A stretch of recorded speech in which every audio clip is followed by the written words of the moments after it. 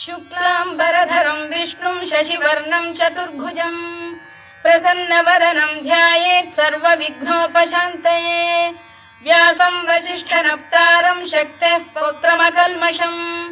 पराशरात्मजं वन्दे शुकतातं तपोनिधिम्। व्यासाय विष्णुरूपाय व्यासरूपाय विष्णवे नमो वै ब्रह्मनिधये वासिष्ठाय नमो नमः। अविकाराय शुद्धाय नित्याय परमात्मने सदैकरूपरूपाय विष्णवे सर्वजिष्णवे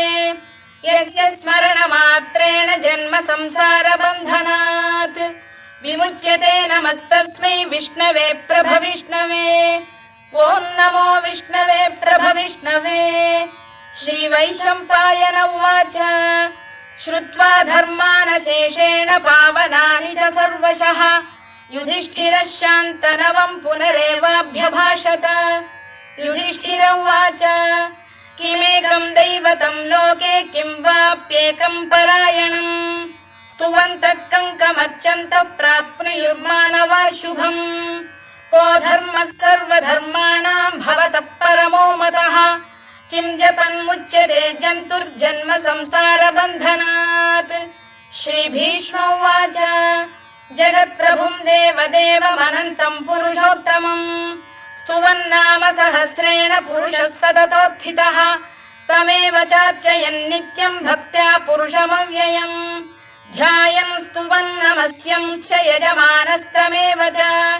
अनादिनिधनं विष्णुं सर्वलोकमहेश्वरम् लोकाध्यक्षं स्तुवन् नित्यं सर्वदुःखातिगो भवेत्। ब्रह्मण्यं सर्वधर्मज्ञं लोकानां कीर्तिवर्धनम् लोकनाथं महद्भूतं सर्वभूतभवोद्भवम् एष मे सर्वधर्माणां धर्मोऽधिकतमो मतः यद्भक्त्या पुण्डरीकाक्षं स्तवैरच्चेन्नरः सदा परमं यो महत्तेजः परमं यो महत्तपः परमं यो महद्ब्रह्म परमं यः परायणम् पवित्राणां पवित्रं यो मङ्गलानां च मङ्गलम् दैवतं देवतानां च भूतानां यो व्ययः यतः सर्वाणि भूतानि भवन्त्यादियुगागमे यस्मिंश्च प्रलयं यान्ति पुनरेव युगक्षये तस्य लोकप्रधानस्य जगन्नाथस्य भूपते विष्णोर्नाम सहस्रं मे शृणु पापभयापहम् यानि नामानि गौणानि विख्यातानि महात्मनः ऋषिभिः परिगीतानि तानि वक्ष्यामि भूतये। ऋषिर्नाम्नां सहस्रस्य वेदव्यासो महामुनिः छन्दोऽनुष्टुप् तथा देवो भगवान् देवकीसुतः अमृतांशुद्भवो बीजं शक्तिर्देवकीनन्दनः त्रिसामाहृदयं तस्य शान्त्यर्थे विनियुज्यते विष्णुं जिष्णुं महाविष्णुं प्रभविष्णुं महेश्वरम् अनेकरूपदैत्यान्तं नमामि पुरुषोत्तमम्। अस्य श्रीविष्णोर्दिव्यसहस्रनामस्तोत्रमहामन्त्रस्य श्रीवेदव्यासो भगवान् ऋषिः अनुष्टुप्छन्दः श्रीमहाविष्णुः परमात्मा श्रीमन्नारायणो देवता अमृतांशुद्भवो भानुरिति बीजम् देवकीनन्दन श्रेष्ठेति शक्तिः उद्भवः क्षोभणो देव इति परमो मन्त्रः शङ्खबृन्नन्दकी चक्रीति कीलकम् शार्ङ्गधन्वा गदाधर इत्यस्त्रम् रथाङ्गपाणिरक्षोभ्य इति नेत्रम् त्रिसामासामरः सामेति कवचम् आनन्दं परब्रह्मेति योनिः ऋतुः सुदर्शनकार इति दिग्बन्धः श्रीविश्वरूप इति ध्यानम् श्रीमहाविष्णुप्रीत्यर्थे सहस्रनाम जपे विनियोगः। ध्यानम् क्षीरोदन्वत्प्रदेशे शुचिमणिविलसत्सैकते मौक्तिकानाम् मालाक्लुप्तासनस्थस्फटिकमणिनिभैर्मौक्तिकैर्मण्डिताङ्गः शुभ्रैरभ्रैरदभ्रैरुपरि विरचितैर्मुक्तपीयूषवर्षैः आनन्दीन पुनीयादरिनरिन गदा शङ्खपाणिर्मुकुन्दः भूः पादौ यस्य नाभिर्वियदसुरनिलश्चन्द्रसूर्यौ च नेत्रे कर्णावाशा शिरोद्यौर्मुखमपि दहनो यस्य वास्तेयमब्धिः अन्तस्थं यस्य विश्वं सुरनरखगो भोगि गन्धर्वदैत्यैः चित्रं रम्यते तं त्रिभुवन वपुषं विष्णुमीशं नमामि। ॐ नमो भगवते वासुदेवाय। शान्ताकारं भुजगशयनं पद्मनाभं सुरेशं विश्वाधारं गगनसदृशं मेघवर्णं शुभाङ्गं लक्ष्मीकान्तं कमलनयनं योगिधृध्यानगम्यं वन्दे विष्णुं भवभयहरं सर्वलोकैकनाथम्। मेघश्यामं पीतकौशेयवासं श्रीवत्साङ्कं कौस्तुभोद्भासिताङ्गम् पुण्योपेतं पुण्डरीकायताक्षं विष्णुं वन्दे सर्वलोकैकनाथम्। नमः समस्तभूतानामादिभूताय भूभृते अनेकरूपरूपाय विष्णवे प्रभविष्णवे सशङ्खचक्रं सकिरीटकुण्डलं सपीतवस्त्रं सरसीरुहेक्षणं सहारवक्षस्थलशोभिकौस्तुभं नमामि विष्णुं शिरसा चतुर्भुजम्। छायायां पारिजातस्य हेमसिंहासनोपरि आसीनमम्बुदश्याममायताक्षमलङ्कृतम् चन्द्राननं चतुर्बाहुं श्रीवत्साङ्कितवक्षसम् रुक्मिणी सत्यभामाभ्यां सहितं कृष्णमाश्रये।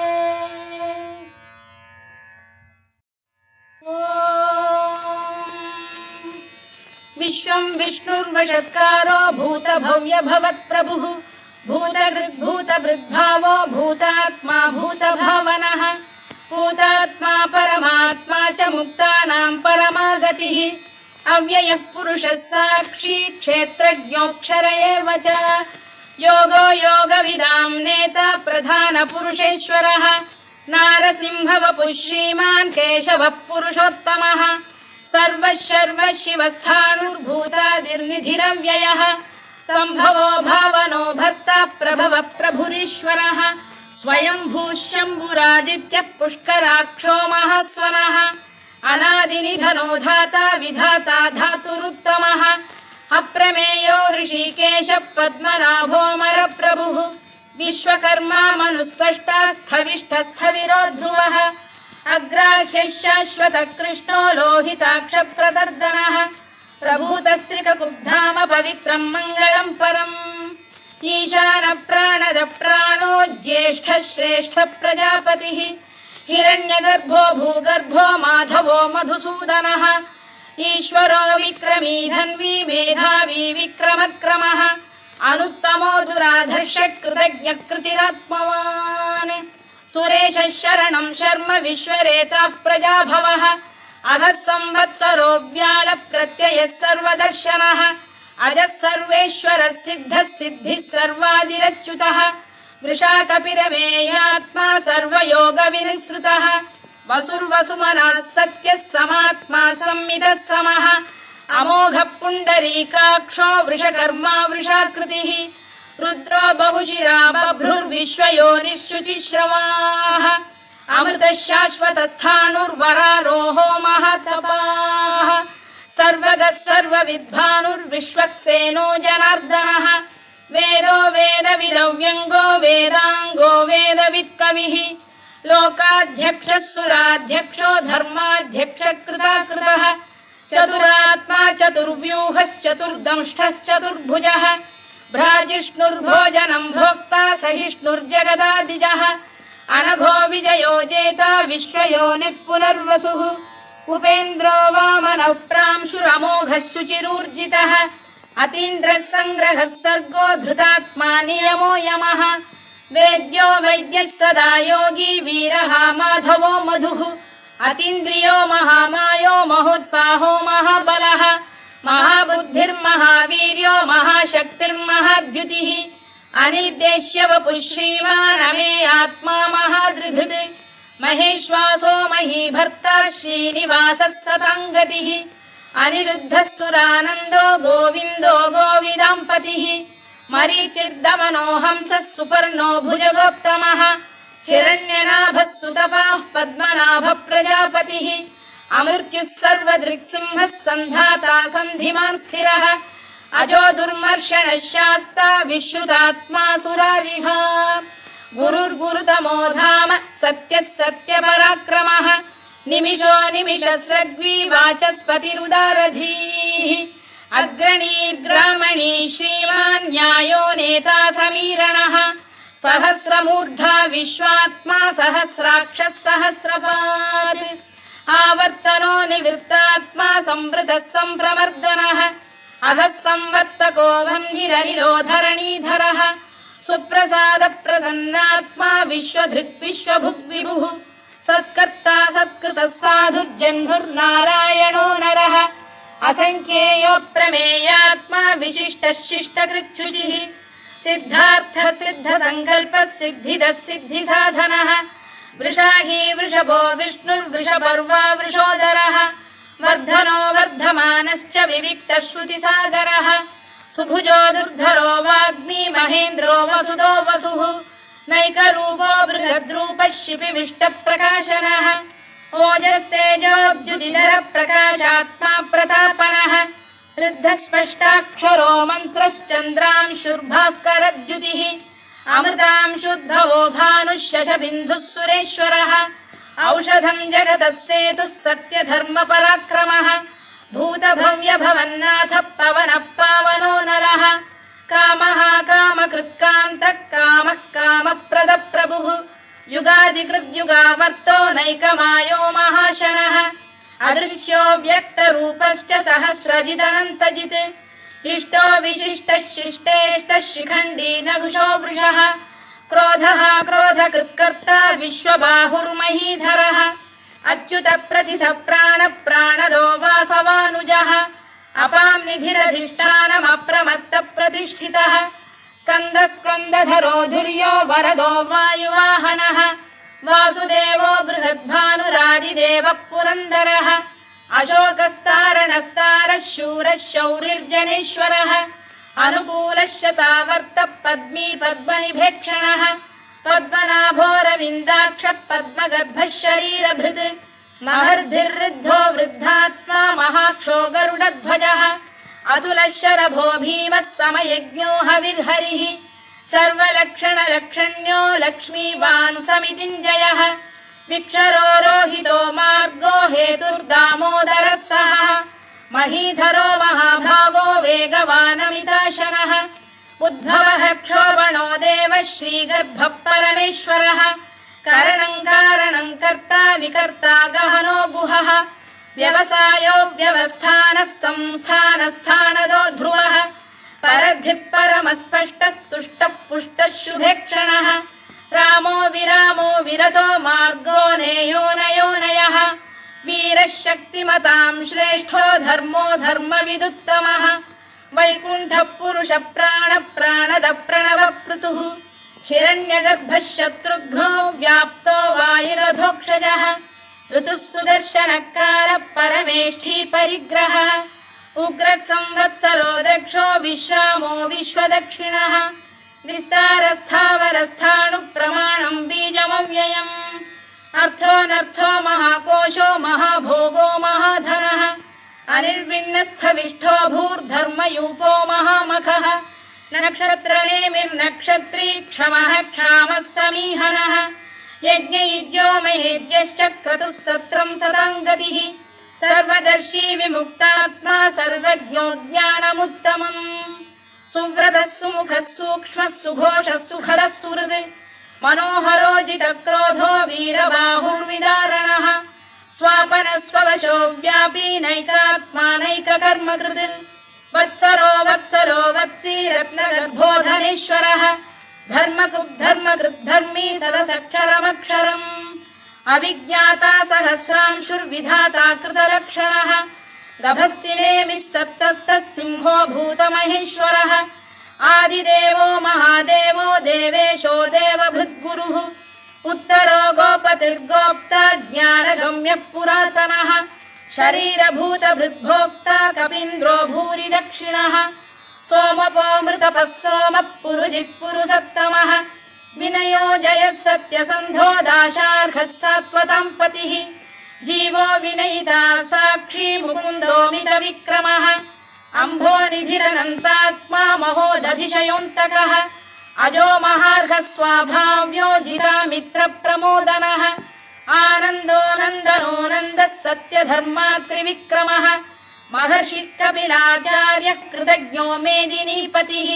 त्रिपदस्त्रिदशाध्यक्षो महाशृङ्गकृतान्तकृत् महावराहो गोविन्दः सुषेणः कनकाङ्गनी गुह्यो गभीरो गहनो गुप्तश्चक्रगदाधरः मेधास्वाङ्गो जितकृष्णो दृढः सङ्कर्षणोच्युतः वरुणो वारुणो वृक्षः पुष्कराक्षो महामनाः भगवान् भगहानन्दी वनमाली हलायुधः आदित्यो ज्योतिरादित्यः सहिष्णुर्गतिसत्तमः सुधन्वाखण्ड परशुर्दारुणो द्रविणप्रदः दिवस्पृक् सर्वदृग्व्यासो वाचस्पतिरयो निजः त्रिसामासामगः साम निर्वाणम् भेषजम् भिषज सन्न्यासकृच्छमशान्तो निष्ठा शान्तिः परायणम् शुभाङ्गः शान्तिदः स्रष्टा कुमुदः कुवलेशयः गोहितो गोपतिर्गोप्ता वृषभाक्षो वृषप्रियः अनिवर्ती निवृत्तात्मा संक्षेप्ताक्षेमकृत् शिवः श्रीवत्सवक्षः श्रीवासः श्रीपतिः श्रीमताम्बरः श्रीधः श्रीशः श्रीनिवासः श्रीनिधिः श्रीविभावनः श्रीधर श्रीकर श्रेयः श्रीमान् लोकत्रयाश्रयः स्वक्षः स्वङ्गः शतानन्दो नन्दिर्ज्योतिर्गणेश्वरः विजितात्मा विधेयात्मा सत्कीर्तिश्चिन्न संशयः उदीर्णः सर्वतश्चक्षुरनीशः शाश्वतः स्थिरः भूषयो भूषणो भूतिर्विशोकः शोकनाशनः अर्चिष्मानर्चितः कुम्भो विशुद्धात्मा विशोधनः अनिरुद्धो प्रतिरथः प्रद्युम्नो मितविक्रमः कालनेमिनिः वीरः शौरिः शूरजनेश्वरः त्रिलोकात्मा त्रिलोकेशः केशवः केशिः हरिः कामदेवः कामपालः कामी कान्तकृतागमः अनिर्देश्य वपुर्विष्णुर्वीरोऽनन्तो धनञ्जयः ब्रह्मण्यो ब्रह्मकृद्ब्रह्मा ब्रह्म ब्रह्मविवर्धनः ब्रह्मविब्राह्मणो ब्रह्मी ब्रह्मज्ञो ब्राह्मणप्रियः महाकमो महाकर्मा महातेजा महोरगः महाक्रतुर्महायज्वा महायज्ञो महाहविः स्तव्यस्तव प्रियस्तोत्रम् स्तुतिस्तोतारणप्रियः पूर्णः पूरयिता पुण्यः पुण्यकीर्तिरनामयः मनोजवस्तीर्थकरो वसुरेता वसुप्रदः वसुप्रदो वासुदेवो वसुर्वसुमनाहविः सद्गतिः सत्कृतिः सत्ता सद्भूतिः सत्परायणः शूरसेनो यदुश्रेष्ठः सन्निवासः सुयामुनः भूतावासो वासुदेवः सर्वासु निलयो नलः दर्पः दर्पदो दृप्तो दुर्धरोऽथा पराजितः विश्वमूर्तिर्महामूर्तिर्दीप्तमूर्तिरमूर्तिमान् अनेकमूर्तिरव्यक्तः शतमूर्तिः शताननः एकोनैकः स वक्र किं यत्तत्पदमनुत्तमम् लोकबन्धुर्लोकनाथो माधवो भक्तवत्सलः सुवर्णवर्णो हेमाङ्गो वराङ्गश्चन्दनाङ्गदी वीरः विषमः शून्यो घृताशीरचरश्चरः अमानी मानदो मान्यो लोकस्वामी त्रिलोकधृत् सुमेधा मेधजो धन्यः सत्यमेधाधराधरः तेजो वृषोद्युतिधरः सर्वशस्त्रभृताम्बरः प्रग्रहो निग्रहो व्यग्रो नैकशृङ्गो गदाग्रजः चतुर्मूर्तिश्चतुर्बाहुश्चतुर्व्यूहश्चतुर्गतिः चतुरात्मा चतुर्भावश्चतुर्वेदविदेकपात् समावर्तो निवृत्तात्मा दुर्जयो दुरतिक्रमः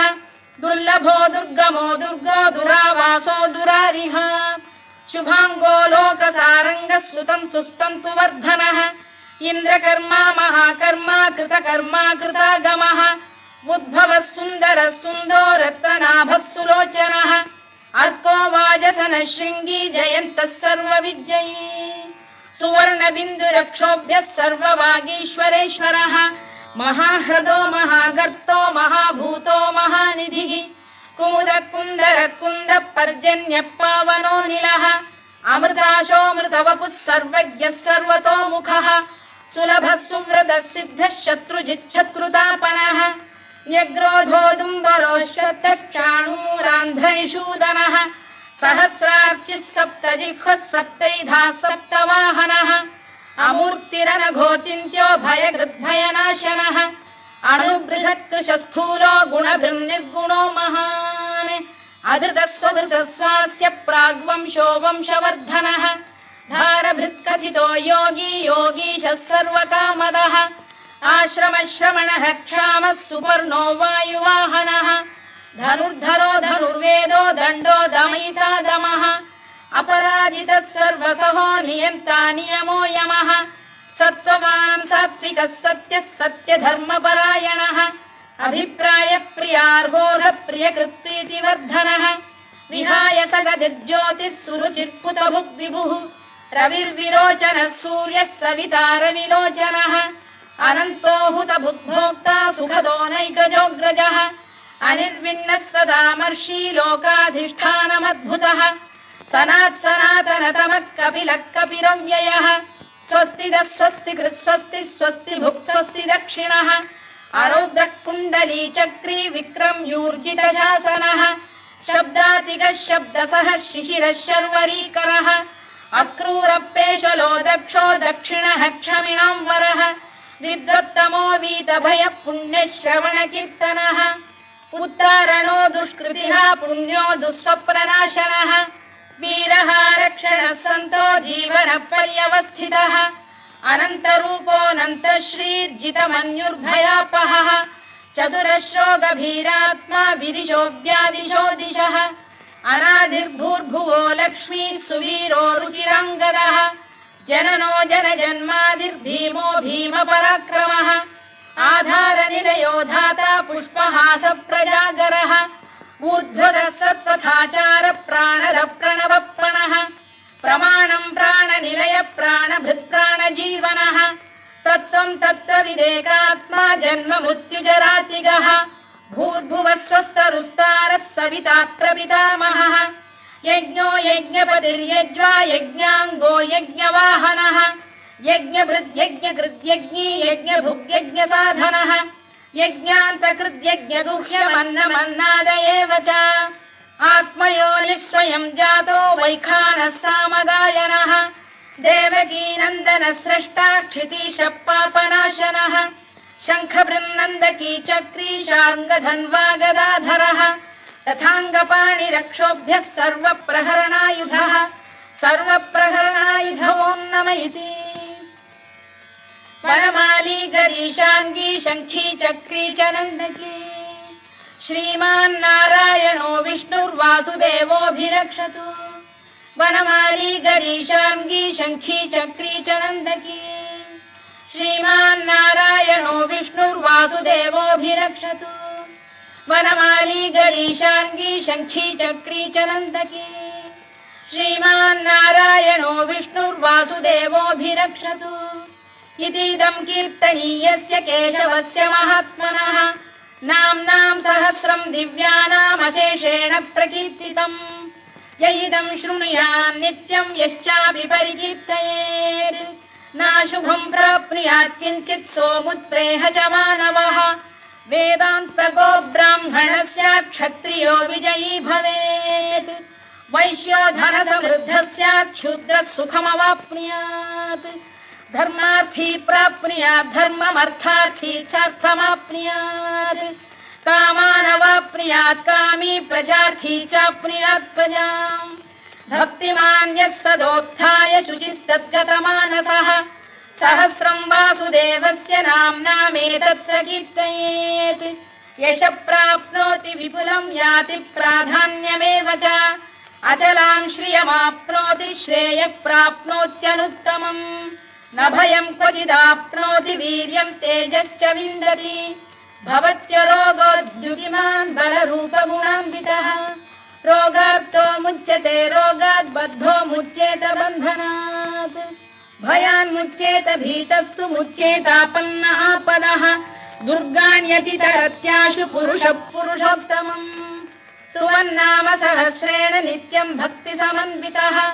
वासुदेवाश्रयो मर्त्यो वासुदेवपरायणः सर्वपापविशुद्धात्मा याति ब्रह्म सनातनम् न वासुदेव भक्तानामशुभं विद्यते क्वचित्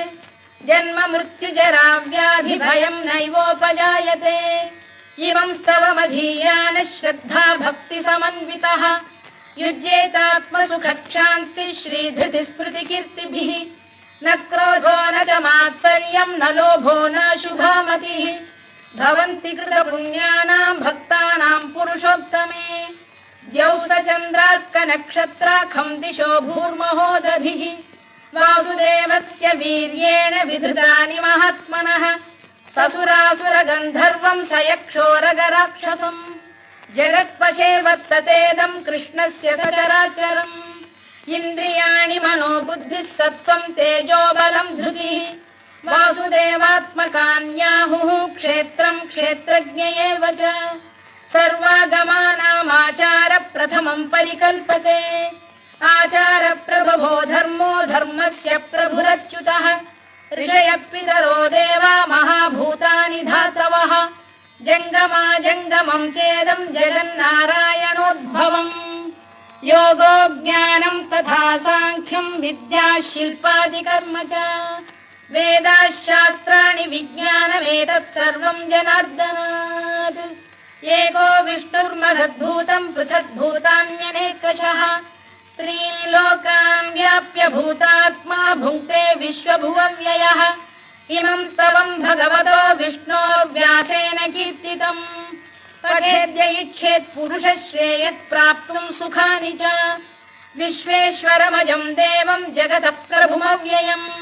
भजन्ति ये पुष्कराक्षं न ते यान्ति पराभवम् न ते यान्ति पराभवम् ओन्नमयिति अर्जुनोवाच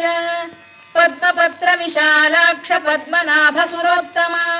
भक्तानामनुरक्तानां त्राता भव जनार्दन श्रीभगवानुवाच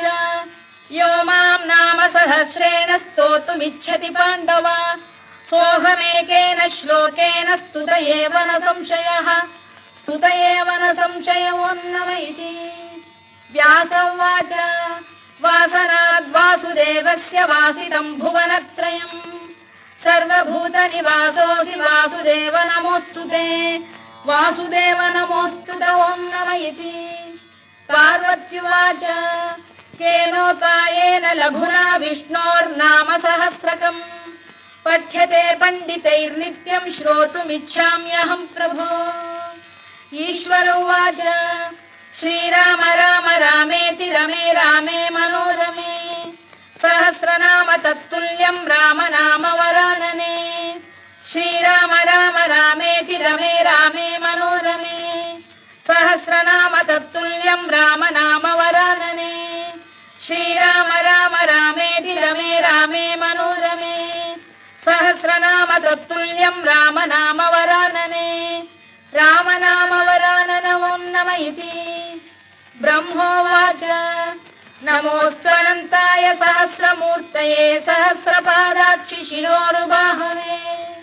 सहस्रनाम्ने पुरुषाय शाश्वते सहस्रकोटियुगधारिणे नमः सहस्रकोटियुगधारिणे नमः ओन्नमयिति सञ्जय उवाच यत्र योगेश्वर कृष्णो यत्र पार्थो धनुर्धरः तत्र श्रीविजयो भूतिर्ध्रुवा नीतिर्मतिर्मम श्रीभगवानुवाच अनन्याश्चिन्तयन्तो मां ये जनाः पर्युपासते तेषां नित्याभियुक्तानां योगक्षेमं वहाम्यहम् परित्राणाय साधूनां विनाशाय च दुष्कृताम् धर्म संस्थापनार्थाय संभवामि युगे युगे आर्ता विषण्णाः शिथिलाश्च भीता घोरेषु च व्याधिषु वर्तमानाः संकीर्त्य नारायण शब्दमात्रं विमुक्तदुःखाः सुखिनो भवन्तु कायेन वाचा मनसेन्द्रियैर्वा बुद्ध्यात्मना वा प्रकृते स्वभावात् करोमि यद्यत् सकलं परस्मै नारायणायेति समर्पयामि।